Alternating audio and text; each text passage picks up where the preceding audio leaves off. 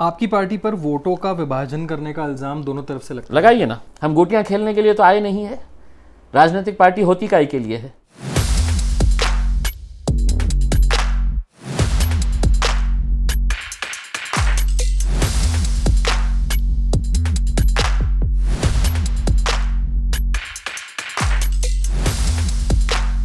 जिस शहर से मैं आता हूँ, जिस ज़िले से मैं आता हूँ, इस ज़िले की, शहर की एक पहचान हुआ करती थी। ये कम्युनली हाइपर सेंसिटिव सिटीज़ के अंदर गिना जाता था। भारतीय जनता पार्टी के लिए सीए और राम मंदिर जैसे इश्यूज आपको लगता है काम करेंगे इस बार? मन जो है वो भटक जाए और वो ये ना पूछे कि कितने जॉब्स दिए हैं, महंगाई इतनी क्यों हो गई है, लेकिन चर्चा क्या होगी कि मोदी जी ने राम मंदिर बनाए, मोदी जी ने सीए लेके आए, मोदी जी है तो ये मंदिर को अभी मस्जिद को गिराने वाले हैं। क्यों एआईएमआईएम को इंडिया का हिस्सा नहीं बनाया गया है? सबको मुसलमानों के वोट चाहिए, लेकिन मुसलमानों की लीडरशिप नहीं चाहिए। जहरीली जबान का इस्तेमाल करते हैं, लेकिन इम्तियाज जलील के मुंह से अगर एक शब्द भी गलत निकल गया, कानून मेरे लिए और आपके लिए या किसी और के लिए अलग अलग है ऐसा नहीं है।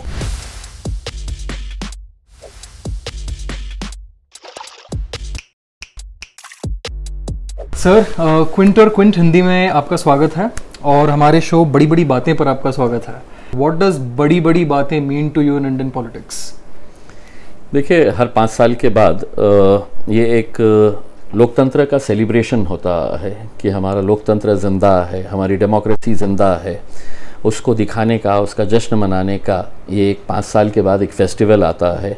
लेकिन अनफॉर्चुनेट एक ट्रेंड जो मैं देख रहा हूँ कि हर 5 साल के बाद जो वोटर टर्नआउट है वो कम होता जा रहा है, और मैं ये समझता हूँ कि लोकशाही के लिए एक बहुत ही बड़ा ख़तरा है। या तो उनका विश्वास ख़त्म हो गया है, या उनके सामने ऐसा कोई कैंडिडेट नज़र नहीं आ रहा है कि यार मैं क्यों जाके आधा घंटा उस कैंडिडेट के लिए खड़े रहूं और वोट डालूं उसे करके। तो इस बारे में पूरे देश को चिंतन करने की ज़रूरत है, मैं समझता हूं। किस मुद्दे पर 2024 का चुनाव आप लड़ रहे हैं इस बार औरंगाबाद में? देखिए, मैंने तो 2014, 2019 और 2024 का इलेक्शन मेरा जो है वो सिर्फ मैं काम की बुनियाद के ऊपर, जिस शहर से मैं आता हूँ, जिस ज़िले से मैं आता हूँ, इस ज़िले की, शहर की एक पहचान हुआ करती थी। ये कम्युनली हाइपर सेंसिटिव सिटीज़ के अंदर गिना जाता था उसमें। तो हम यहाँ का डेवलपमेंट अगर रुका है तो इस वजह से रुका है कि यहाँ पर राजनीतिक स्वार्थ की वजह से अलग अलग समाजों के बीच में दरारें और दीवारें खड़ी कर दी गई थी। मैंने पिछले 10 सालों के अंदर उन दीवारों को गिराने का काम किया है, क्योंकि मैं समझता हूँ कि अगर मुझे कोई उद्योग को लाना है, कोई इंडस्ट्री को लाना है, कि टूरिस्ट को यहाँ पर लेके आने का है, तो अगर यहाँ का सोशल फैब्रिक अच्छा रहेगा, अगर यहाँ पर कम्युनल हार्मनी रहेगी, तब जाकर आपके सारे डेवलपमेंट जो है वो इसके साथ जुड़े हुए हैं। जब एक बैकलॉग बहुत बड़ा होता है किसी शहर के लिए, अनफॉर्चुनेटली इस शहर का बैकलॉग जो है वो पिछले 25-30 सालों से बहुत गहरी खाई बनते चली गई है, क्योंकि किसी ने कोई काम नहीं किया। और इसलिए नहीं किया कि जब भी इलेक्शन आया तो जात, धर्म और मज़हब के नाम के ऊपर इलेक्शन किया। वो आपके हिसाब से क्या फैक्टर था जिसकी वजह से पिछली बार you won against somebody as established a politician as Mr. Chandrakant Khaire? नहीं, लोगों को देखिए, अल्टीमेटली आप you can fool the public 1 time 2 times, not every time उसमें। तो जब लोगों को ये समझ में आने लगा कि यार दूसरे शहर के अंदर फ्लाईओवर बन रहा है, दूसरे शहर के अंदर रास्ते अच्छे बन रहे हैं, वहाँ पे जॉब अपॉर्चुनिटीज़ हो रही है, हमारे पास क्यों नहीं हो रहा है? And then the youngsters realise, oh it's because we are selecting the wrong person. तो मैंने 2019 के अंदर ऐसे लोगों को देखा जिनके फादर मदर एक कट्टर भाजपा के समर्थक हो गए या कट्टर शिवसेना के समर्थक होंगे, but a youngster like you, उसने बोला कि no mom, no dad, I am not going to vote this time as per your wish, मैं मेरी मर्जी के हिसाब से करूँगा, and they voted for me. So that was a very positive change, a silver lining when in the entire country Modi की लहर चल रही थी, and here is a guy who defeats a 4-time Shiv Sena MP, who along with the BJP was winning the election for the past 20 years. Maharashtra में कहा जाता है कि एक उद्धव ठाकरे की लहर चल रही है given the sympathy factor that goes behind him after split of the Shiv Sena. आपको लगता है चंद्रकांत खैरे इस बार वो sympathy factor कैश इन कर पाएंगे? क्या है कि अगर आप काम नहीं करेंगे तो कोई फैक्टर काम नहीं करने वाला है। कोई ऐसी सिंपैथी वेव जो है आपको जीत तक लेके जा सकती है। ठीक है, आपके चाहने वाले, आपके कुछ समर्थक जो है वो आपके साथ जुड़ सकते हैं, कुछ तरस खा सकते हैं, लेकिन जो लोग उस सिंपैथी का फ़ायदा उठाना चाह रहे हैं उन्हें भी मालूम है कि यहाँ के शहर को पानी चाहिए, हर रोज़ नहीं तो कम से कम एक दिन आड़ पानी चाहिए, अच्छी सड़कें चाहिए, यहाँ के जो बच्चे कॉलेजेस, इंजीनियरिंग कॉलेजेस से पास आउट हो रहे हैं उनको यहाँ पर जॉब्स चाहिए। तो ये सब फैक्टर्स को कंसिडर करते हुए ठीक है एक सिंपैथी वेव रहती ही है। लेकिन अब आज सोशल मीडिया के दौर के अंदर छोटे बच्चे के हाथ में भी एक स्मार्टफोन है, he too knows what is happening, क्या हो रहा है क्या नहीं हो रहा है करके उसमें। तो अब लोगों को घुमाना इतना आसान नहीं रहा है, वरना आप यही चंद्रकांत खैरे के 15 साल के, 20 साल पहले के, 10 साल पहले के भाषण सुन लीजिएगा, it was all about Hindutva. लेकिन जब उनको झटका पड़ा कि अरे यार मैंने इतना करने के बावजूद भी मैंने हिंदू हिंदू हिंदू हिंदू करा तो भी लोग मेरे को अब साथ नहीं दे रहे, यानी कि कुछ ना कुछ बदलाव आया है। Do you think the Bharatiya Janata Party will be able to go 400 पार दिस टाइम? नहीं, 400 पार तो देखिए एक साइकोलॉजिकल प्रेशर बना के रखना है लोगों के अंदर, और जो बिल्कुल ऐसा डरे हुए रहते हैं कि यार इनकी सरकार आ रही है तो उनके तरफ कूद के चले जाते हैं। तो भारतीय जनता पार्टी बहुत ही क्लेवरली जो है हम 400 पार करेंगे, मतलब मतलब बोलते हैं ना कि दिन में सपना देखना, तो वैसा सपना मोदी जी ने दिखा दिए है और उनके भक्त जो है वो ये सोच रहे हैं। मैं तो उनको ये कहूँगा कि 400 ही क्यों, सपना ही दिखाना था तो 553 का दिखा देना था, पूरे के पूरे आप लेके चले जाना था, पार्लियामेंट बंद कर देना था और वहाँ पे आप और अमित शाह घर में बैठ के तो बिल पास कर देना था, नए नए कानून पास कर देना था। एक डेमोक्रेसी को सर्वाइव करने के लिए एक स्ट्रांग अपोजिशन ही उतना ही मायने रखता है इसमें। यहाँ पर अमित शाह साहब आए थे और उन्होंने कहा कि इस बार हम महाराष्ट्र से 45 सीटें लेके आएंगे करके, 3 सीटें छोड़ दिए थे उन्होंने, 48 सीट से है, तो वो 3 में उनको भी मालूम था कि एक मेरी सीट है करके, तो वो बोले कि इसकी सीट पहले से ही अपन लियो मत करके, क्योंकि अपन कितनी भी ताकत लगा ले तो यहाँ पर अपन जीतेंगे नहीं करके। भारतीय जनता पार्टी के लिए सीए और राम मंदिर जैसे इश्यूज आपको लगता है काम करेंगे इस बार?